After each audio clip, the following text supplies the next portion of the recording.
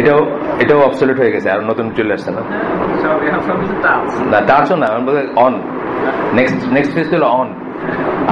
আপনার ভয়েসটা চিনবে আর কি, কমান্ড নিতে পারে।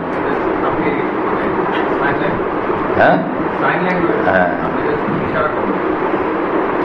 কেন এখন কি, এখন তো আপনার ঢুকতে ঢুকতে আপনার চোখের কর্নিয়া অলরেডি মাপা হয়ে গেছে, আপনার জন্য গেট খুলে গেছে, এই সিস্টেম আসতেছে। আপনি বলেনও নাই, জাস্ট তাকাইছেন যে ওখান থেকে মাপা হবে।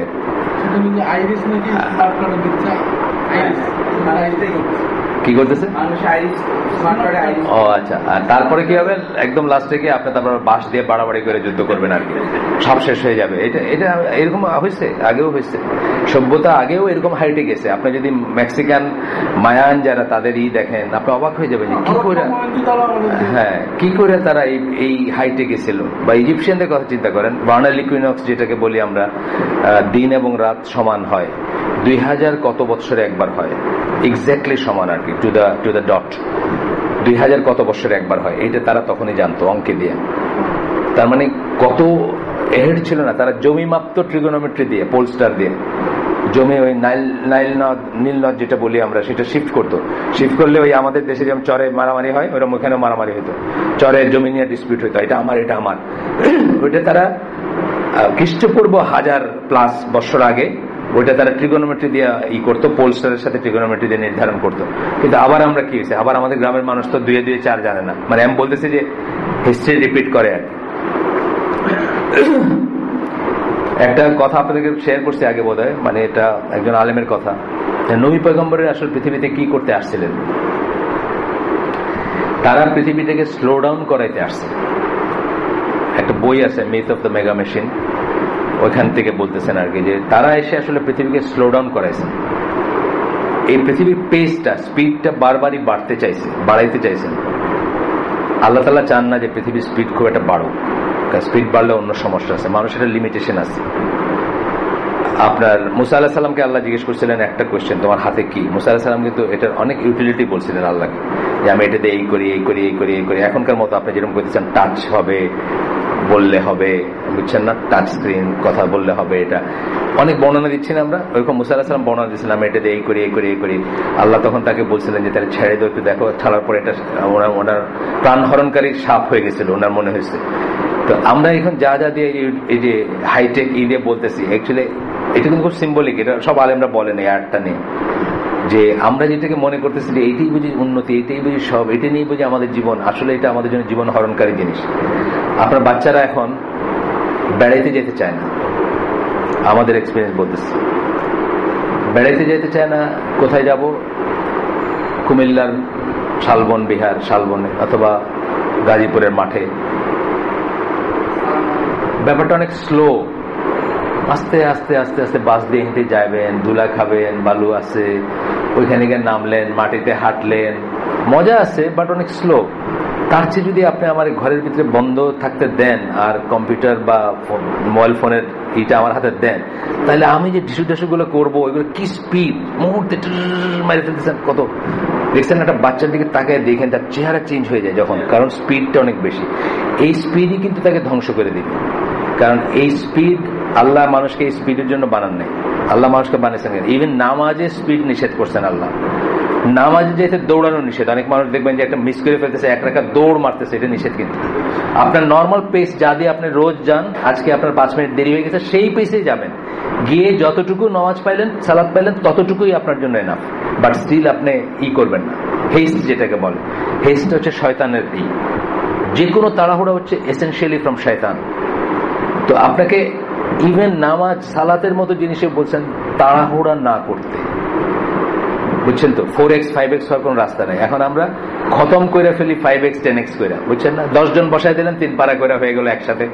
কেউ কারটা শুনতেছে না, কিন্তু কেউ কারটা শুনতেছেন, আপনিও কারোটা শুনতেছেন না। আপনি মনে করছেন আবার আপনার বাবার আত্মা আলোকিত হয়ে গেল, কারণ আপনার 10x স্পিডে, মানে বুঝছেন তো, 10 জন বসাই দিচ্ছেন, 3 পারা করে ঘন্টা, আধা ঘন্টার ভিতরে শেষ, ধরেন, হ্যাঁ খতম, শেষ। আপনার আব্বার আত্মা আলোকিত হয়ে গেছে। এই পথে কিছু আসবে না, এবং স্পিডটা মানুষের জীবন থেকে সব কেড়ে নিবে। স্পিডের জন্য মানুষ শেষ হয়ে যাবে, ধ্বংস হয়ে যাবে। অথচ মনে করতেছি কি আমরা, ওয়াইজা কিল আলাহুম লা তুফসিদু ফিল আরদি কালু ইন্নামা নাহনু মুসলিমুন। যখন বলবেন যে ভাই এগুলো করো না, জমিনে ফাসাদ ছড়ায়ও না, এই বেশি স্পিড আলা ভিডিও গেম বানায়ও না, বা পর্নোগ্রাফি বানায়ও না, বা ওইটা বানায়ও না, তখন বলে আমরা তো ভালোই করতেছি। কবে জানি এই তারানা হালিম বোধহয় জাস্ট ডিক্লেয়ার করছিল যে পর্নোগ্রাফিক সাইট বাংলাদেশেই করে দিবে। মানববন্ধন হয়ে গেছে নাকি জানেন তো? এটা জানেন না? মানববন্ধন হয়েছে যে এটা তো আমাদের রাইট, এটা কেন হরণ করা হবে? ইয়াং পোলাপান দাঁড়ায় গেছে, খালি বলছিল মুখ দিয়ে যে এগুলো ব্লক করে দেওয়া হবে বাংলাদেশে, পর্নোগ্রাফিক সাইট আর কি যেগুলো আছে, জাস্ট মুখ দিয়ে বলছিল, করে নাই আসলে। মানববন্ধন দাঁড়ায় গেছে, কারণ কি ওইটাও স্পিড, কিন্তু ওইটাও স্পিড মানে কি আপনার মানে 10x, ওইটা 10x বা 20x যাই বলেন আর এটা কিন্তু বাস্তবে কোনোদিন সম্ভব, ব্যাপারগুলো সম্ভব না, কিন্তু আপনার ব্রেনটাকে ব্লো আউট করে দিতেছে স্পিড দিয়ে। ঠিক যেভাবে বাচ্চার ভিডিও গেম খেলা ব্রেন ব্লো আউট হয়, ওইটাও সেম জিনিস। তো স্পিডটা খেয়াল করবেন, জীবনের স্পিড বেশি বাড়াবেন না, তাহলে জীবনের নর্মাল জিনিসগুলোতে কোনো আনন্দ পাবেন না। ওই যে বললাম, ওই বাচ্চাটা শালবন বিহার দেখতে চায় না, গাজীপুর দেখতে চায় না, শ্রীমঙ্গল দেখতে চায় না, এত কষ্ট করে গাড়িতে করে সারাদিন ঘুমা বুঝছেন না, ডুক্কুর ডাক্কুর করে শ্রীমঙ্গল যাবো, তার চেয়ে আমি এইখানে তো সব পাইতেছি। দেখেন আজকালকে গ্রাফিক্স গুলা কি, ওই যে ওই কতগুলো আছে, শিকারের খেলা আছে কতগুলা, একদম রিয়েলিটি, বুঝছেন না? বন্দুক হরিণ দেখতেছেন, টাক মারলেন, হরিণটা ভ্যাঁ করে আওয়াজ করলো, বুঝছেন না? আপনাকে ঠেকা পড়ছে, এখন সুন্দরবনে গিয়ে হরিণ দেখবেন, আপনি এখানে দেখতেছেন। এইভাবেই ধ্বংস হয়ে যাবে, এইভাবে নষ্ট হয়ে যাবে সব আপনার হিউম্যান ফ্যাকাল্টি গুলা, যেগুলো আল্লাহ দিচ্ছেন আমাদের, আছে না কতগুলা? আমাদের কি স্পর্শ, ঘ্রাণ। আপনার সাথে যাইতেছিলাম নাকি, গন্ধ পাইলাম, বললাম যে জঙ্গলের গন্ধ, পাতা মুড়লে একটা গন্ধ আছে না? আপনি আজকাল কোনো পর্যন্ত চিনবেও না। আমি বলতেছিলাম যে পানামা খালের ভিতরে আমার জাহাজটা ঢুকতেছিল অনেকদিন সেল করার পরে, আমরা জাস্ট ফজরের পরপর কনভয়গুলো স্টার্ট হয় আর কি। পানামা তো জানেন আপনার রেইন ফরেস্টের জায়গা, মানে ইকুয়েটোরিয়াল বেল্টের জায়গা, সবসময় গ্রিন থাকে। জাহাজটা কনভয় শুরুতে আসলো, মানে খালের এন্ট্রিতে আমি একদম বুক ভইরা বনের গন্ধ নিলাম। বনের গন্ধ মানে কি, মানে একটা গাছের একটা গন্ধ হয়, উডের একটা গন্ধ হয়, বুঝছে না, লাইভ গন্ধ, এবং মনে হলো যে আমি বেঁচে আছি। এগুলো আমাদের পুরোপুরি চিনবেও না, কারণ সে তো ওই একটা ঘরের ভিতরে বসে সে ঢিসু করতেছে, ওইখানকার ভার্চুয়াল বন্দুক দিয়ে ভার্চুয়াল হরিণ ভার্চুয়াল জঙ্গলের ভিতরে মারতেছে, বুঝছেন না? আসলটার কোনো খবর থাকবে না, খুব চিন্তার কথা। আচ্ছা আসেন, সিচুয়েশন কি বললেন যে স্কলাররা ডিফাইন করবেন যে কখন, এটা আমরা ডিফাইন করব না, কখন সময় সেক্লুড করার নিজেকে, কখন সময় জঙ্গলে চলে যাওয়ার বা মাস থেকে বা সমাজ থেকে নিজেকে বিচ্যুত করার। ইয়েস, ওইখানে বলছেন এবং আবারও বলবেন যে টেম্পোরারিলি কোনো একটা স্পেস, কোনো একটা টাইমে হইতে পারে যে এক জায়গায় আপনাকে নিজেকে সেক্লুড করার ব্যাপার চলে আসছে, এটা হইতে পারে। আপনাদেরকে আমরা বলছি যে গ্রেট ফিতনার সময় সাহাবীরা নিজেদেরকে ঘরে বন্ধ করে দিচ্ছেন, ভালো সাহাবী যারা, মানে মেইন স্ট্রিম বড় বড় সাহাবীরা নিজেদেরকে ঘরে বন্ধ করে দিয়েছেন, কারোর সাথে মিশতেন না, কারোর সাথে কোনো দলের সাথে যাইতেন না। আমাদেরও জীবনে এরকম একটা সময় আসতে পারে, একটা ক্রস সেকশনে, যে এই সময়ের জন্য এরকম করতে হবে, কিন্তু ঢালাও ভাবে সেটা করবো কিনা আমরা, বা করার সময় আসছে কিনা, সেটা আমরা স্কলারদের থেকে জেনে নিব, বা একটা সমাজেরটাও আমরা স্কলারদের থেকে জেনে নিব। ফর এক্সাম্পল, আমেরিকাতে আমি অনেক সময় দেখছি মানুষ জিজ্ঞেস করতেছে যে আমরা কি করবো, ধরেন লাস ভেগাসের কথা আমি বলছি, বা সিন সিটি যেগুলো আছে, মায়ামি ফ্লোরিডার, তারপরে ধরেন ফর এক্সাম্পল লাস ভেগাস একটা বললাম, মায়ামি একটা বললাম, তারপরে ইসে আছে ওই আটলান্টিক সিটি আছে, তারপরে আপনার নিউ অরলিন্স, বা প্রত্যেকটা সিটিতে কিছু কিছু জায়গা আছে যেখানে সিন সিটি যেটাকে বলে ওরা আর কি, মানে পাপ দিয়ে সিটিটা চলে। তো ওইখানে যেমন ধরেন আপনি সেক্লুড করবেন, এটা আন্ডারস্টুড, যে আপনি লাস ভেগাসে থাকেন, আপনি কাজ ছাড়া করতে বাইর হবেন না, এটা আমরা আগেও বলছি, এখানেই বলছি আগে। 3 নম্বর হচ্ছে, মানে কোন পয়েন্টে, দুইটা গেল আমাদের। প্রথম পয়েন্টটা বলছিলাম আমরা যে যখন ফিতনা, দ্বিতীয় পয়েন্টটা বলছিলাম যখন চারিদিকে ইভিল। 3 নম্বর পয়েন্ট আমরা পড়ি নাই, আজকে পড়বো, কিন্তু এটার ছোট্ট করে আমরা আগে দেখছি। সেটা হচ্ছে when a person's own evil is predominant, আপনার নিজের ইভিলটা প্রিডমিনেন্ট। আপনি বুঝতেছেন যে আপনার প্রেজেন্সে অন্য মানুষের ক্ষতি হয়, অন্য মানুষ নষ্ট হয়, অন্য মানুষ বিপদগামী হয়, অথচ আপনি এটাকে হেল্প করতে পারেন না। ধরেন কথার কথা, মানে আমি জানি না উদাহরণটা খুব হয় কিনা, দেখেন শাবানা বাংলাদেশের নায়িকা এখন নাকি হিজাব দিয়ে ঘুরে, মানে আমি ইন্টারনেটে খবরের কাগজে দেখছি যে সে ইভেন রিকোয়েস্ট করছে মানুষকে যে আমার ছবিগুলো আপনারা না দেখাইলে আমি খুব খুশি হতাম। আমার যদি ক্ষমতা নাই এগুলো উইথড্র করার, কারণ সে তো সত্য বেঁচে দিছে বা অন্য কারো ছবি করছে, কিন্তু আমি রিকোয়েস্ট করবো যে আমার ছবি তো তুলবেনই না, আমার ছবিগুলো দেখাবেন না। এখন এই মহিলা ধরেন সে একসময় ইভিলের সাথে ছিল, তাকে ওইভাবেই সবাই চিনে, ওইভাবেই সবাই দেখে। এখন সে যদি এই সমাজে থাকার পরে মানুষে এসে খালি তারা এইসব কথাই কয় আর এইসবই, বুঝছেন না ব্যাপারটা, তার কাছ থেকে ইভিলি নিতে চায়, ভালো কিছু তার কাছে নিতে চায় না, তার জন্য হয়তো জায়েজ হতে পারে যে সে এই তারা যারা চিনে তাদের বাইরে গিয়ে কোথাও থাকবে। জাস্ট একটা উদাহরণ দিলাম। তারপরে একটা গল্পের কথা আমি বলছিলাম, তারা শঙ্করের একটা গল্প আছে ডাকিনী, পড়ছেন কিনা আমি জানি না।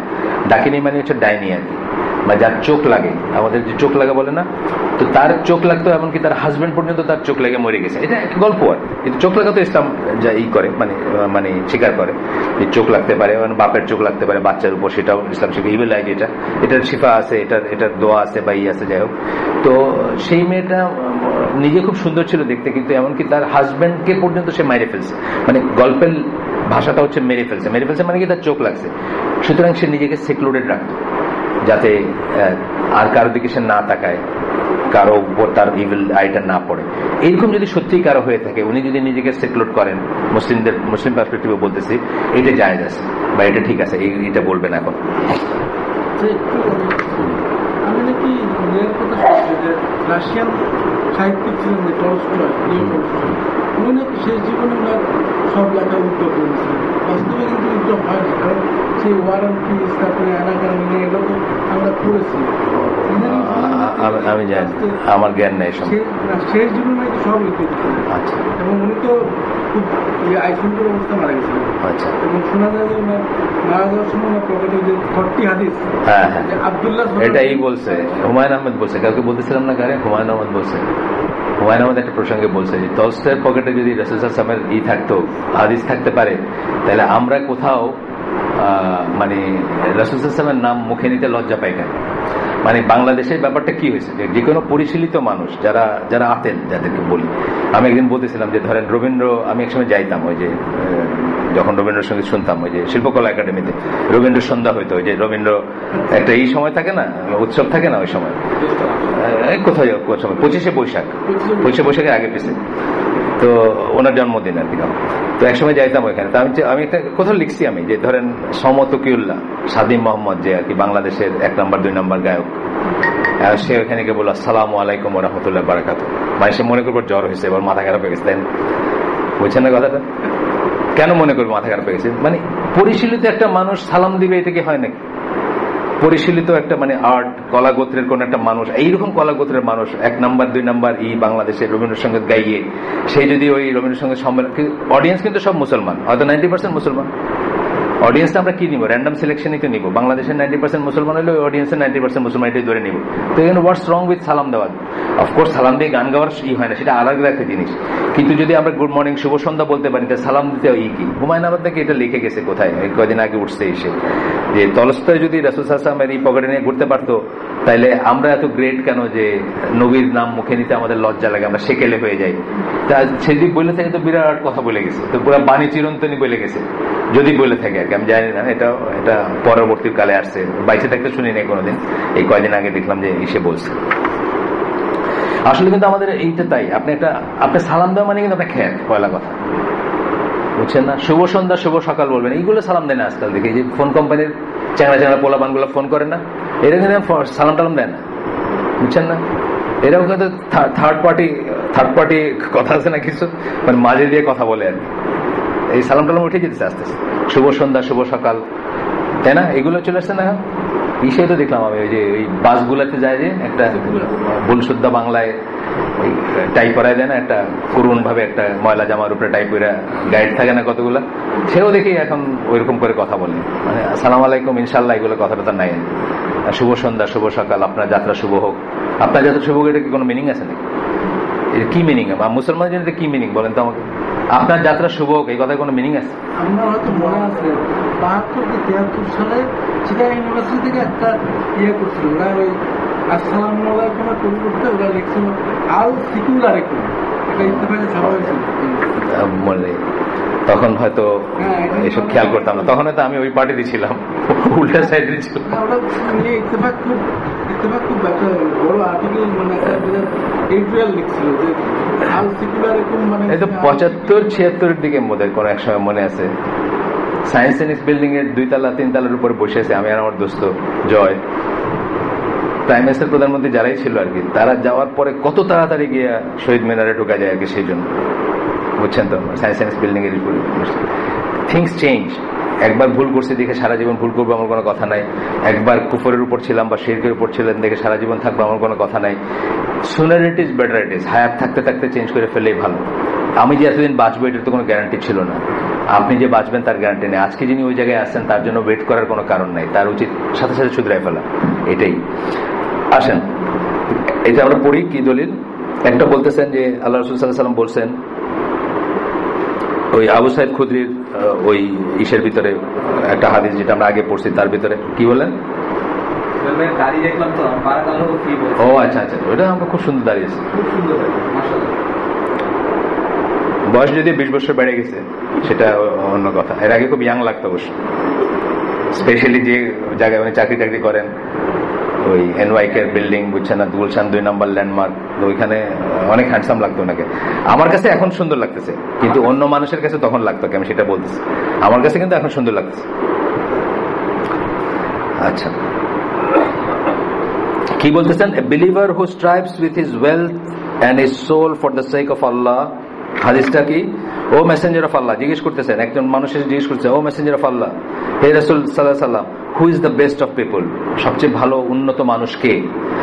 এ believer who strives with his wealth and soul for the sake of Allah, আল্লাহর রাস্তায় যে নিজের সম্পদ এবং সোল প্রাণ দিয়ে যে যুদ্ধ করে অথবা যে স্ট্রাগল করে, স্ট্রাইভস, কথাটা স্ট্রাইভস ইউজ করছেন এখানে। হি দেন সেড, দেন হু, তারপরে কে? ওই ভদ্রলোক জিজ্ঞেস করতেছেন, মানে নাম বলেন নাই, কে বর্ণনা করতেছেন?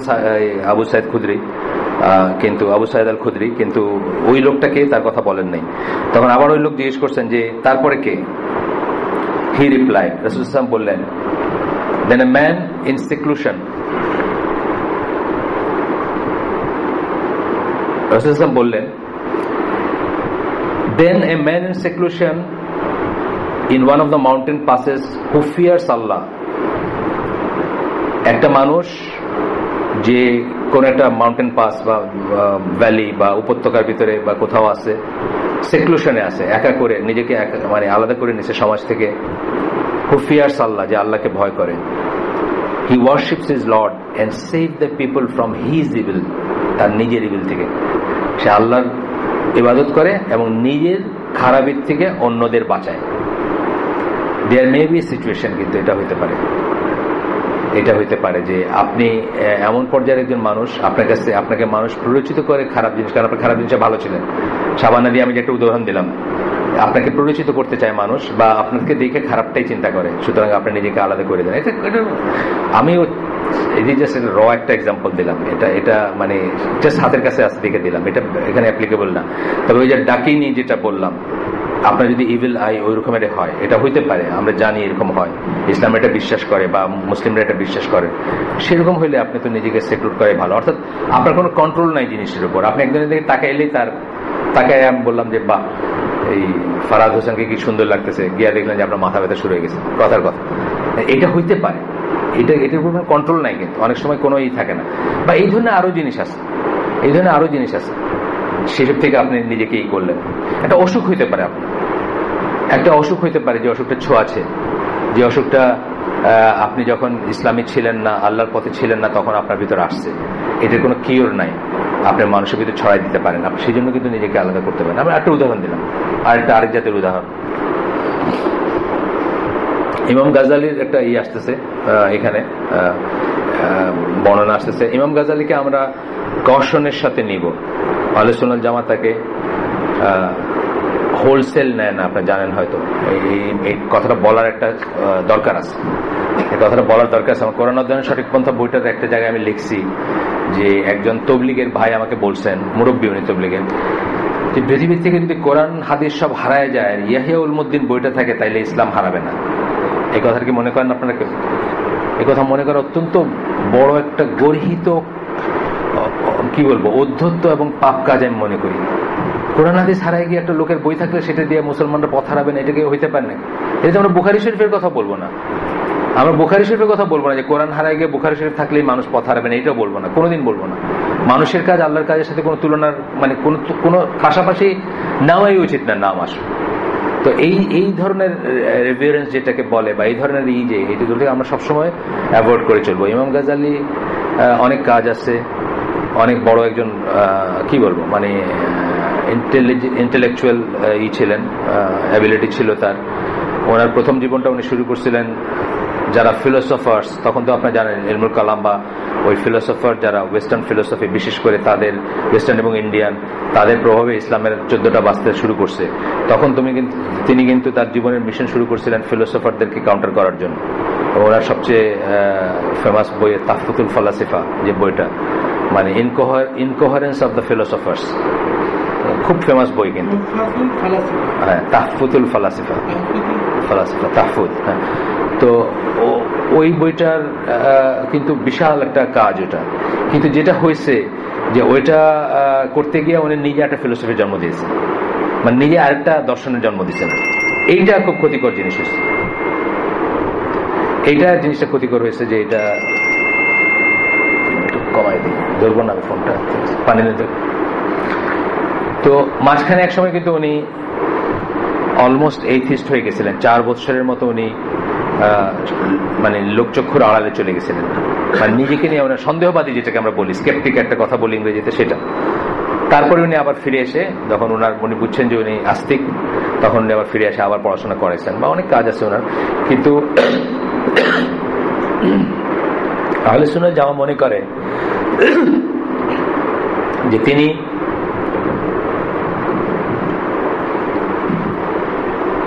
গোমরাহির উপর ছিলেন এবং ভ্রান্তির উপর ছিলেন, আনলেস উনি তওবা করে গেছেন অথবা কেউ কেউ বলে যে উনি তওবা করছেন এবং ডিজন করে গেছেন ওনার কাজগুলোর ব্যাপারে, না হলে ওনার তো গুরুতর বিপদ।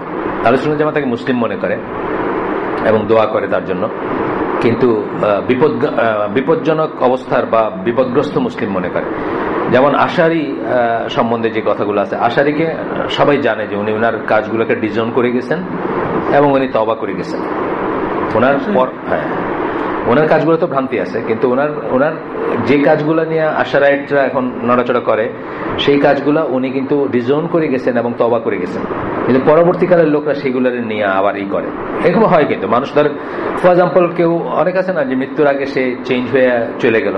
আমি একজনের কথা বলি, উনি কতদূর চেঞ্জ হয়েছেন আমি সেটা বলতেছি না বা আমি কোনো মানে সার্টিফিকেট দিচ্ছি না, কিন্তু ধরেন এই কবি আল মাহমুদ, ওনার ইসলাম পূর্বক কাজ আর ইসলাম পরের কাজের ভিতরে তফাৎ আছে না। এখন তার ইসলাম পূর্বক কাজগুলোকে যদি তার মৃত্যুর পরে তার শিষ্যরা ওইটাকেই মেজর দেখায়, আল মাহমুদ বলতে ওইটা বোঝায়, ধরেন কথার কথা, এটাতে হয়তো ওনার খুব একটা কিছু করার নাই।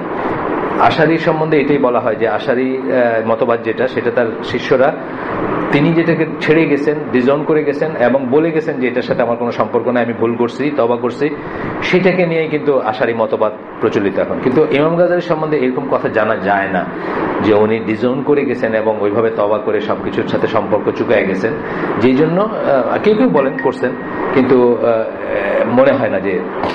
তো এখন আপনার দেখবেন আহলে সুন্নাত জামাত যে বইগুলোতে ওনার কথা আসবে, এমনকি ইসলাম কিউতে দেখবেন, ওখানে ইসলাম কিউতে বলতেছে যে আমরা তার জন্য দোয়া করব, আমরা আশা করবো আল্লাহ তাকে মাফ করে দিবেন, আল্লাহ যেন তাকে করেন, এইভাবে করবেন আর কি। এরকম আছেন মুসলিম অনেক মনীষী আছেন যাদের নাম আমরা ওই সাইড লাইন থেকে যাই না, খুব লাফালাফি করি। যেমন ফখরুদ্দিন আল রাজি, উনি কিন্তু বড় একজন স্কলার ছিলেন, কিন্তু ওনার সমস্যা ছিল।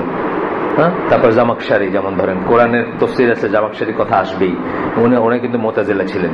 বা মোহাম্মদ আসাদের কথা আমি রিসেন্ট টাইমে বলি যে ওনার কাজ, যেমন ইসলামের ক্রসরোডস কাজটা আমি বলি যে 10টা বই পড়তে দিলে একটা হওয়া উচিত এটা, কিন্তু তথাপি আমি কি বলি যে উনি ভ্রান্তির উপরে ছিলেন বা উনি শেষ যেটা করছেন এটা ঠিক করেন নাই। এটা কার সবুযুদ্ধ কি জন্য এখন ফ্রি খাওয়াচ্ছে এই মালাগায়? বাহ, এখন বেশি বেশি জিনিস আনো, বেশি বেশি ফ্রি খাও।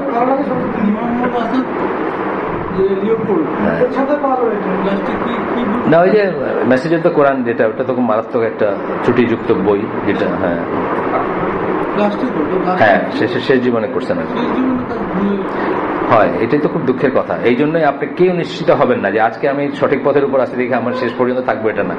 একসময় কি হয়, উনি তো নিজের ফাঁদে নিজে পড়ছেন। ইসলামের ক্রসরোড জিনিসে যে কথাগুলো বলছেন, ওয়েস্টার্ন ওয়ার্ল্ডের এটা করবো না, ওটা করবো না, এটা করবো না, উনি গিয়ে আমেরিকায় গেলেন, পোলিশ অরিজিনের এক মহিলাকে বিয়ে করলেন, পোলা হামিদা আসাদ, এবং মহিলা স্কার্টার পরতেন, তারপরে তো উনি আসতে টাই স্যুট পরলেন, আবার হ্যান্ডশেক করতেন মেয়েদের সাথে। মানে যে জিনিসগুলো উনি নিজে ওনার বইতে লাইনে লাইনে বলে গেছেন ইসলামের ক্রস রোডসে, প্রত্যেকটা জিনিস উনি করলেন এবং করে জীবনের শেষকালে উনি কিন্তু মোতাজিলা হিসাবে মারা গেলেন, নিয়ম মোতাজিলা। হ্যাঁ, যাই হোক, এটা এটা তার জন্য আমি দোয়া করি, আল্লাহ তাকে যেন 92 সালে মারা গেছে। 92 সালে 92 বছর বয়সে মারা গেছেন। ওনার জন্ম 1900 সালে। যাই হোক, ওনার জন্য আমি দোয়া করি, কারণ ওনার বিশাল কাজ আছে। প্রথম 1-2টা রোড টু মেক্কা এবং ইসলামের ক্রস রোড প্রতিটি মুসলিমের পড়া উচিত। এবং রোড টু মেক্কাতে আমার এখনো চোখে পানি আসে পড়তে গেলে, এখনো চোখে পানি রাখতে পারেন না। ইংলিশটা পড়বেন, বাংলাটা পড়েন না, বাংলাটাতেই হারাই গেছে আপনার ওই যে ওই ইমোশনটা হারাই গেছে। বাংলাটা যদি শাহেদ আলী সাহেব করছেন, উনি তো খুব ভালো বাংলায়, কিন্তু ওই ইমোশনটা থাকে না বাংলাটা। হ্যাঁ, ইংলিশটা পড়বেন ইনশাল্লাহ। আমি এখনো আমার চোখে পানি আসে মানে, এবং ওইটা পড়ে যে কত মানুষ মুসলিম হয়েছে, কত মানুষ মানে ওয়েস্টার্নার মানে খ্রিস্টান ব্যাকগ্রাউন্ডের মানুষ মুসলিম হয়েছে, এটা গোনা যাবে না। আমি নিজেই পড়ছি 1-2 কথা, যেমন একজনের কথা আমি বলি, অস্ট্রেলিয়ান এক মহিলা আমাতুল্লাহ আমস্ট্রং, উনি যেমন বলছেন ওনার মেইন ছিল, অনুপ্রেরণা ছিল এই বইটা, রোড টু মেক্কা বইটা। যাই হোক, আমরা আবার ফিরে আসি। তো বলতেছেন যে ইমাম গাজালি বলছেন, this is an indication of the evil of his nature such that he harms the people by mixing with them. এটা তার নিজের ভিতরে একটা নেচার, ইভিল নেচার, যেটা সে by virtue of mixing with others সে মানুষকে নষ্ট করে দেয় বা মানুষের ক্ষতি করে। যেটা আমি বললাম যে একজন নায়ক বা একজন নায়িকা বা একজন গায়ক বা একজন গায়িকা বা একজন ধরেন যার চোখ লাগে, এই মানুষটা জাস্ট মিক্সিং কারোর সাথে মিশেই তাকে নষ্ট করে দেয়, এইটা যেন না হয়। In his case, it is sanctioned that he secludes himself from the people so that he does not harm them. তার বেলায় এটা জায়েজ আছে যে সে নিজেকে মানুষ থেকে আলাদা করে নিবে, যাতে সে মানুষকে কষ্ট না দেয় বা মানুষকে ক্ষতি না করে মানুষের, and accumulate sins by his harming them, এবং নিজেরও তার পাপ বাড়তে থাকবে। কারণ আপনি যখন অন্যকে বিপদগামী করবেন, আপনারও পাপ বাড়তে থাকবে, বা অন্য ক্ষতি করবেন, আপনারও পাপ বাড়তে থাকবে। সেই হিসাবে এটা জায়েজ আছে। How this is the seclusion to be done? এই সেক্লুশনটা কিভাবে করবেন, এটার কতগুলো পদ্ধতি আছে, কিভাবে আপনার সমাজ থেকে নিজেকে আলাদা করবেন। একটা কথা বলতেছেন তার রূপ আর কি, এটা হচ্ছে কয়টা বাচ্চা 40 আর 5 মিনিট, আমার একটু নোটিস দেয় না, জাস্ট 5 মিনিট, কারণ ওই অনওয়ার্ড কাজ আছে তো। আচ্ছা, তার রূপ কথাটা হচ্ছে কি, to live in the desert and live with the Bedouins. ডেজার্টে বেদুইনদের সাথে থাকা, বেদুইনদেরকে সমাজবদ্ধ মনে করা হয় না, even though they have their own set of rules, তাদের নিজস্ব একটা সমাজ থাকে ভাই, কিন্তু বেদুইনকে সমাজবদ্ধ মনে করা হয় না। নোম্যাডিক যারা তাদেরকে, যে জন্য আপনারা জানেন, আপনাদের বলছি আগেও, যে যখন কোনো বেদুইন মুসলিম হইতেন, আল্লাহ রাসূল চাইতেন যে তিনি এসে মেইন কমিউনিটির সাথে থাকেন, উনি যেন ওইখানে না থাকেন, কারণ ওইখানে থাকলে ওই সমস্ত রীতিনীতিগুলোর ভিতর দিয়ে ওনাকে যাইতে হবে। এবং সো মাচ সো দ্যাট বলছিলেন যে বেদুইন আমাদের ভিতর আসবে না, তার গোত্রে ওই ডেজার্টে থাকবে, সে কোনো বুটি পাবে না, ওয়ার বুটি মুসলমানদের জন্য জেনারেল যেটা, সেটা সে পাবে না। তার মানে ওইভাবে সেকুলেশনটা সাধারণভাবে পছন্দ করা হইতো না, আলাদা থাকা, সমাজ থেকে আলাদা থাকা বা অন্য ডেজার্টের ভিতরে এক কোনায় পড়ে থাকা, এটা চাইতেন না। কিন্তু এইরকম সময়গুলোতে সেটা অন্যরকম। দেখেন কি বলতেছেন, that was forbidden but then the law giver allowed it but on condition of their being ফিতনা। এটা নিষিদ্ধ একটা জিনিস। একবার কেউ সমাজবদ্ধভাবে থাকা তার আবার বেদুইনদের সাথে বা বেদুইনের মতো জীবনযাপন করাটা নিষিদ্ধ একটা জিনিস, কিন্তু সেই নিষিদ্ধ জিনিসটা আল্লাহ পারমিট করছেন কখন, যখন সেখানে ফিতনা থাকবে। ফিতনার ডেফিনেশন আমরা আগেই বলছি, সত্য থেকে মিথ্যাকে আলাদা করা যাবে না, এটা হচ্ছে মেইন ডেফিনেশন। কে সত্য বলতেছে কে মিথ্যা বলতেছে, এটাকে বাছ বিচার করার রাস্তা থাকবে না। এখন যেমন হয়েছে, এখন যে সমস্ত স্টোরিগুলো আপনারা শোনেন, আপনাকে বলতে পারবেন যে এটাই সত্যি, এটা বলার কিন্তু কোনো রাস্তা নাই। For that reason, the scholars would place their chapters containing hadith about seclusion in the book of fitna. এই জন্য স্কলাররা হাদিসের বইয়ে কি বুক অফ ফিতনার ভিতরে এই সেকুলেশনের মাসলাগুলা বা হাদিসগুলোকে রাখছেন বুক অফ ফিতনার ভিতরে। Even when such hadith did not specifically mention fitna, কিন্তু দেখা যাবে যে ওই হাদিসের ভিতরে হয়তো ফিতনার কথা বলাও নাই, কিন্তু তবুও ওই হাদিস, ফিতনা শব্দটা তো উল্লেখ করা নাই, কিন্তু তবুও ওই হাদিসটাকে ফিতনা চ্যাপ্টারে রাখছেন কেন? ফিতনার সময় সেকুলেশনটাকে অ্যালাউ করা হয়, বা বেদুইনের মতো তারুপ যেটাকে বললাম সেটা অ্যালাউ করা হয়। Ibn Hajar al Asqalani was of the opinion that all of the hadith mentioning উজলা, উজলা মানে হচ্ছে সেকুলেশন, আলাদা থাকা, একা থাকা, একাকিত্ব বা নিজেকে সরায় নেওয়া, গুটায় নেওয়া। In an unrestricted manner are in fact restricted by the existence of fitna. যত হাদিস সেক্লুশন নেই করা হয়েছে সেইগুলা উল্লেখ থাক বা না থাক, ফিতনা হচ্ছে একটা প্রিকন্ডিশন যে সময় এই কথাগুলো আসবে। একা থাকার প্রশ্ন আসবে, আলাদা থাকার প্রশ্ন আসবে, আইসোলেটেড থাকার প্রশ্ন আসবে, সরে থাকার প্রশ্ন আসবে। Such is the view of the majority. এটাই হচ্ছে মেজরিটির view. The hadith permitting a ta'arub during times of fitna including the following. সেই হাদিসগুলো হচ্ছে নিচে যেগুলো আসতেছে, তাআরুবের সময় আপনি নিজেকে আইসোলেট করতে পারবেন। সেই হাদিসগুলো শুধু বলে যাচ্ছেন, এই হাদিসগুলো আপনি আগেও শুনছেন, তারপরে বলে যাচ্ছি আমরা। বুখারীর হাদিস প্রথমটা, the time will soon come when the best property of a Muslim is goats that he will take to the top of mountain and the places of rain so as to free from the affliction. Time will soon come, এমন একটা সময় আসবে মানুষের সবচেয়ে best সম্পদ হবে ছাগল, যেগুলাকে সে এসে নিয়ে যাবে আপনার কি বলে পাহাড়ের উপরে নিয়ে যাবে, and the places of rain, যেখানে বৃষ্টি আসে বা যেগুলো উর্বর জায়গা আর কি, সোজা কথা, টু ফ্লি ফ্রম অ্যাফ্লিকশন, ফিতনার থেকে পালানোর জন্য। বুখারীর হাদিস, আবু দাউদ, নাসাই, মালিক। সেকেন্ড হাদিস আবার আবু সাইদ খুদরির হাদিস, যখন আল্লাহ রাসূল সাল্লাল্লাহু আলাইহি ওয়াসাল্লাম বললেন যে হাদিসটা মাত্র পড়লাম, আমরা সেকেন্ড টাইম পড়তেছি না, যে সবচেয়ে ভালো কে, তারপরে কে, সেখানে বললেন না যে নিজেকে সরায় নেয়, ওই হাদিসটা আর কি, এবং অন্য মানুষকে তার অনিষ্ট থেকে বাঁচায়, নিজের অনিষ্ট থেকে বাঁচায়। এই জন্য আমরা কি করি, আমরা খুতবাতুল হাজা পড়লাম, এখানে কি পড়লাম, ওয়া নাউযু বিল্লাহি মিন শুরুরি আনফুসিনা ওয়া মিন সাইয়্যাতি আমালিনা। নিজের ইভিল থেকে আমরা আল্লাহর কাছে চাই। নিজের অনেক ইভিল আছে যেটার কাছ থেকে আমরা নিজেরা পানা চাই আল্লাহর কাছে। ওয়া নাউযু বিল্লাহি মিন শুরুরি আনফুসিনা ওয়া মিন সাইয়্যাতি আমালিনা, এবং নিজের খারাপ কাজ আছে যেগুলো থেকে আমরা চাই, তাই না? অনেক সময় যায় না, অনেক সময় না জেনে হয়, অনেক সময় যায় না হয়, অনেক সময় না জেনে হয়। দেন গেল, the mention of mountain passes, valleys does not mean those specific places. এই যে মাউন্টেন পাস বা ভ্যালির কথা বলছেন, আপনার কি বলে উপত্যকার কথা বলছেন, এর মানে এটা না যে জায়গাটা উপত্যকাই হইতে হবে। এগুলো দিয়ে বুঝেছেন কি নির্জন দূরবর্তী কোনো জায়গা, বুঝছেন না? এটা আপনার সমুদ্রের একটা জাহাজও হইতে পারে, ইফ দ্যাট সেভস ইউ। এটা গুহা হইতে পারে, আসহাবে কাহফের যে গুহা, ইফ দ্যাট সেভস ইউ, বুঝছেন না? যেখানে আপনি বাঁচবেন সেই জায়গাটা হইতে পারে। এটি বলতেছেন যে স্পেসিফিক ওই প্লেস হইতে হবে এমন কোনো কথা নাই।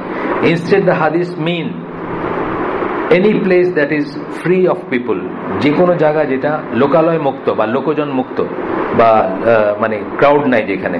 In other words, any place that is distant from the people false under the meaning of this হাদিস। যে কোনো জায়গা যেটা দূরবর্তী, দূর মানুষের থেকে দূরে থাকবে, সেটাই এইটার আওতায় পড়বে। আজকে তাহলে আমরা শেষ করে দেই।